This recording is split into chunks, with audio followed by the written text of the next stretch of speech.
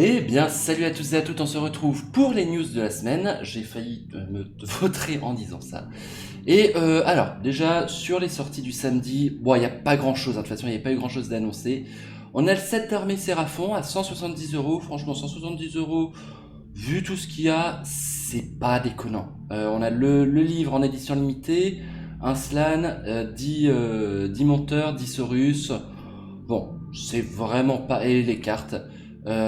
Ça ferait combien si on partait sur du normal? On va regarder ça. Hop. Age of Sigmar. On est sur l'ordre. Séraphon. Donc, ah oui, ils sont pas encore sortis. Alors, ça va être difficile de trouver des équivalents, du coup. Ouais, ça va être très difficile de trouver des équivalents. Ouais, non, ça va pas être possible en fait. Ça va juste pas être possible. On pourrait éventuellement sur Esgard 50 euros. Alors on serait plus sur du 40, je pense, sur les Saurus. L'équivalent de la cavalerie, on serait peut-être sur les Terradon Riders, enfin les Reaper Dactyl Riders. Donc sur du 50 euros aussi. Ce qui nous mène à du 140 euros. Le slan, on va être sur du 50 euros. 190. Le bouquin, 45-50 euros. Donc on est sur du 230. Vous voyez qu'on est quand même sur une offre qui est fort sympathique. Qu'est-ce qu'on a donc du coup? Nouveau en exclusivité. Allez, on se dépêche. Et on a bien sûr le compendium sur l'Adeptus Titanicus pour l'Horus Heresy. 50 balles, hein, quand même, le bouquin. 50 balles le bouquin. Voilà, voilà.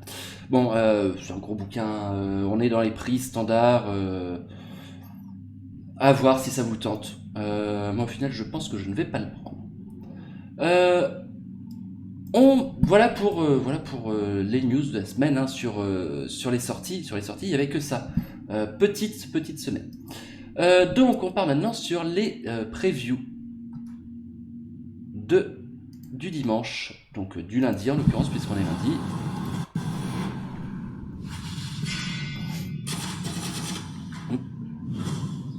Welcome to This Week in Warhammer. My name's Alex, and it's time to take a look at what is happening in your favourite hobby over the next 7 days. Monuments of skulls have been raised, blood has been spilled, and Khorne has heard this devotion. The World Eaters combat patrol packed with 31 miniatures, including jackals, Khorne berserkers, and a World Eaters Lord on Juggernaut, who can alternatively be built as Lord Invocatus, is available to pre-order on Saturday. Delve beneath the gnarlwood and enter the voracious Weird Hollow, where magic courses through the root-lined walls, with Warhammer Underworld's Weird Hollow. This brand new core set sees Domiton, Stormcover, and Daemonium. Each warband comes with its own bespoke Rivals deck, as well as 2 universal Rivals decks, suitable for any warband. Warhammer Underworld's Weird Hollow is available to pre-order on Saturday. On s'arrêtera un peu plus sur les figurines après. Donc plusieurs sets de peinture, d'accord. We have the painting set for you. Citadel Color have introduced 4 new collated paint sets ideal for any hobbyist. The Shade paint set, Layer paint set, donc il y a différentes catégories en fait, hein. Contrast, Shade, Base et are all available to pre-order on Saturday.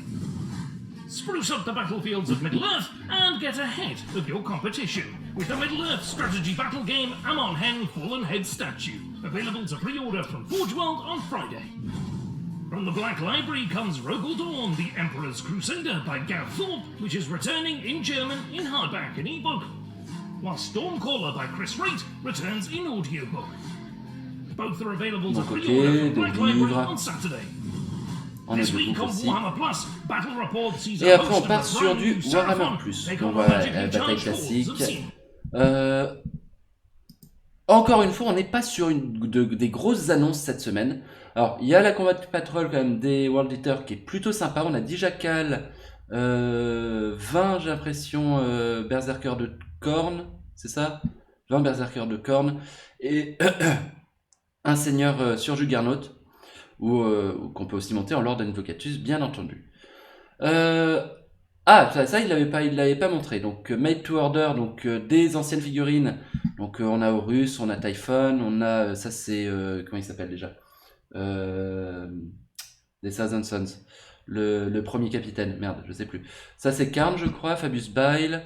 Ça, c'est pas Hukorn Iron Heart, Black Heart, je sais plus. Merde, comment il s'appelle. Le Prince Démon classique, des Marines classiques. Un petit peu tenté de les prendre, ceux-là. Il y a moyen de s'amuser dessus. Seigneur du Chaos classique. Voilà. Et on a donc Weirdolo. J'ai bien aimé ce que j'ai vu. Moi Stormcast, je vous le dis, hein, je vous l'ai déjà dit, je me fais chier avec les Stormcast. Je trouve les figurines chiantes. Par contre, là, on est sur quelque chose de beaucoup plus intéressant. Elles sont magnifiques, ces figurines. On est vraiment sur du Tsinch, quoi. Ça n'a aucun sens, c'est que tout lien, en fait. C'est vraiment superbe, j'aime beaucoup. Non, j'aime beaucoup ces figurines-là. La tête tombée à Amon N et les sets de couleurs, donc avec les bases 15 pots de couleurs, 15 pots de couleurs pour les layers, 9 pots de couleurs pour les contrastes et 9 pots de couleurs, non, 9 ou 19 9. Et 9 pots de couleurs aussi pour les shades. Donc voilà, si vous êtes en rad, ça peut toujours servir. Moi, je suis pas convaincu de l'utilité de ces sets. J'en ai jamais pris, je prends quand j'ai besoin, et de plus en plus, je pars sur du Valero sur mes peintures. Ça y est, j'ai trouvé où m'en fournir à La Réunion. Donc, j'ai tendance à préférer en ce moment le Valero. Donc voilà, encore une fois, petite semaine au niveau des news. Hein. Donc on va se faire un petit peu plaisir, on va aller regarder un petit peu ce que la communauté a fait, qui a été sélectionné par Warhammer Community, sur le Commandant Dante. Donc on a cette première version d'Adrian Phillips, version Black Company, Death Company, pardon, qui est pas dégueu, j'aime bien le non-metallic metal sur la hache. C'est efficace. C'est efficace et je me demande si je préfère pas comme ça qu'en doré. Je vous avais déjà dit la semaine dernière que moi le doré comme ça pour le Commandant Dante, j'étais pas fan. J'avais l'impression de voir voilà comme ça, je suis pas fan. C'est très bien peint, hein, attention, c'est très bien peint. C'est peut-être un petit peu brutal sur les dégradés, mais ça reste très bien peint. Par contre, l'âge est magnifique. Mais je suis pas fan. J'ai l'impression de voir du Custodes de chez Wish. Alors, là, je suis déjà plus fan. Je vous explique. Donc, en termes de technique, on est quasiment sur la même chose. Une armure en non-métallique métal, des effets d'éclair énergétique sur la hache, mais ici, on a, je sais pas comment vous dire, on a presque l'impression que c'est sketché, que c'est dessiné en fait. Et ça donne un style qui est vachement spécifique, vachement particulier, que j'aime beaucoup. Là, c'est plus grossier. Encore une fois, c'est très bien pas. Hein, je vais pas critiquer là ça. Mais là, déjà, il y a plus de lisibilité que sur celle-là, je trouve. Et ouais, il y a vraiment un style sketché que je trouve très intéressant. Excusez-moi, je suis malade en fait. Pour ça que je n'ai pas streamé et que je fais pas ça en live aujourd'hui. Donc là, on est plus sur une armure type bronze. Excusez-moi, je suis désolé.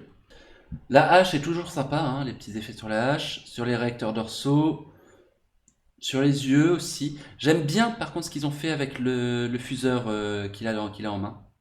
Très sympathique. Donc là, on est par contre sur du tout métallique.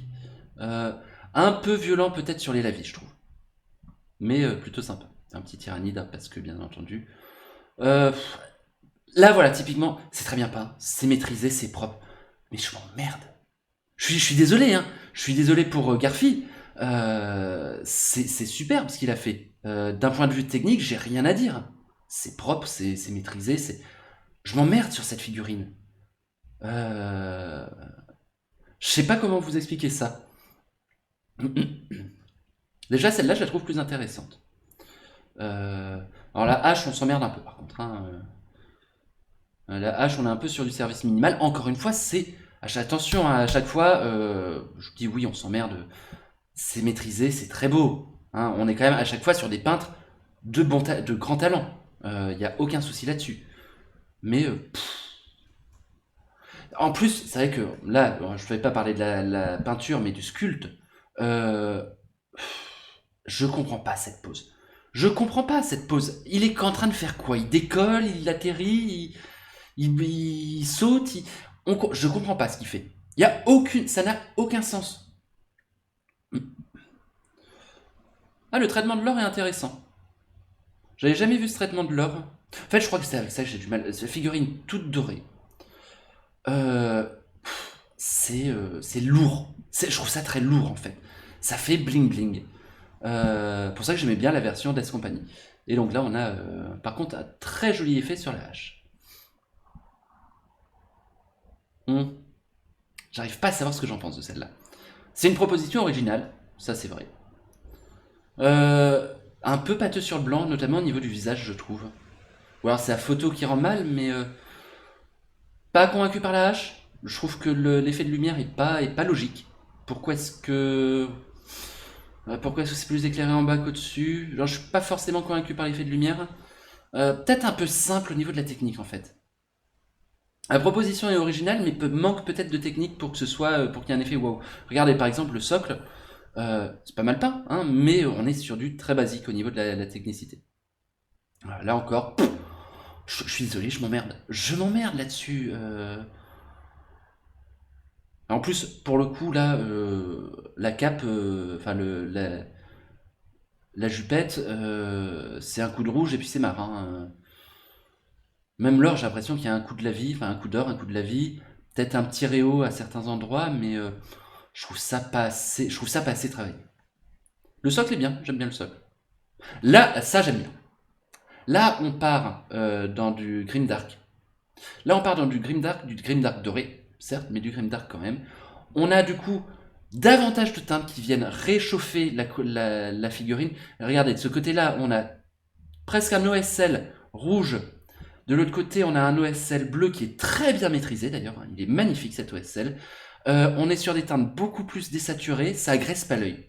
Là, j'aime bien. Là, je trouve que c'est superbement bien peint. Je trouve que le rouge aurait pu mériter un peu plus de travail sur la jupette. Là, pareil. On est Thomas Reidy. J'aime bien le traitement de l'or. Je le trouve intéressant. Un peu sali, un peu terni, donc qui donne un aspect un peu grimdark.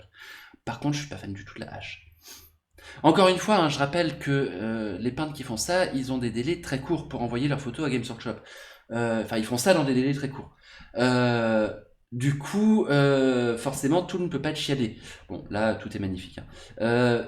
Mais la hache, bref, c'est un peu raide, je trouve, la hache.